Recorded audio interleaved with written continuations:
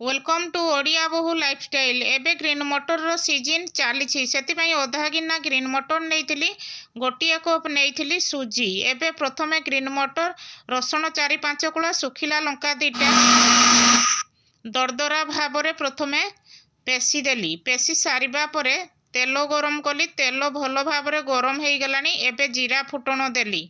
जीरा भल भाव में फुटी सारिबा परे एपटे मटर पेस्ट को सेइथरे देली। एपट सेपट 2-3 मिनट भाजी देली मटर को। एबे गोटे कप पानी देली। सुजी गोटे कप को पानी गोटे कप स्वाद अनुसार लुण दे देली। पानी एबे भल भाव में फुटी गलानी। फुटी सारिबा परे सुजी की सेइथरे ढाली देली।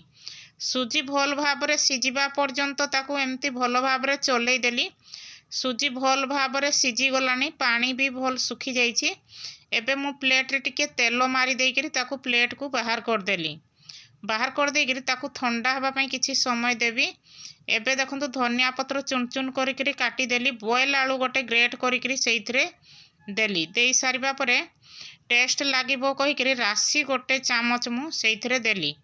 सबू दे सारिबा परे एपटे धनिया पत्र राशि आलू को भल भाव में ताकू हाथ रे एमती चकटी चकटी सुजी रे भल भाव में ताकू मिसई देबी।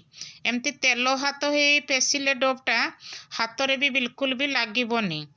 एबे देखंतु मु कटिंग बोर्ड टे नेली। कटिंग बोर्ड रे ऑयल लगे देइथिली।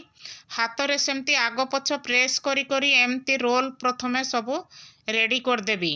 एमती सबू प्रेस करी करी रोल करदेले से आपे आपे लंबी जीवो आ देखिबा पई भी सुंदर देखा जीवो। एबे देखंतु मु कॉर्नफ्लोर पाउडर मु टिके अल्प टिके झिंटी देली। भल एबे लागी लागी रहिबोनी कहिकरी एबे मु छुरी रे मीडियम साइज रो छोट छोट साइज सब काटी देली। जार जेमती पसंद सेमती काटिबे। एबे सबू मु रेडी कर देली। प्रथमे रेडी करी सारिबा परे एपटे रिफाइन तेल मु देली गरम हेबा पई। पूरा हीट ऑयल रे देबे नले से ठंडा तेल रे देबे जदि हेले खुली हे जिवो। हीट ऑयल रे देकरी लो फ्लेम कर देबे। धीरे धीरे से हेबो।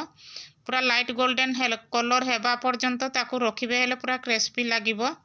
आ मटर को जेते बेले ग्राइंडिंग कर जति गोटा रखिबेनी सेते बेले पूरा दरदरा भाव में पेशी थिबे नले तेल रे पड़िले से पूरा डो डो फुटिबो। एबे देखंतु सेही प्रोसेस रे मु सबू छाणी देली लाइट गोल्डन कलर पर्यंत पूरा क्रिस्पी हेताए।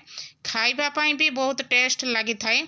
एमती थोरे ट्रायल करंतु। ग्रीन मटर सीजन चली फैमिली की खाइबा को दियंतु। छोट छुआ माने भी बहुत खुशी रे खाइबे इवनिंग स्नैक्स रे।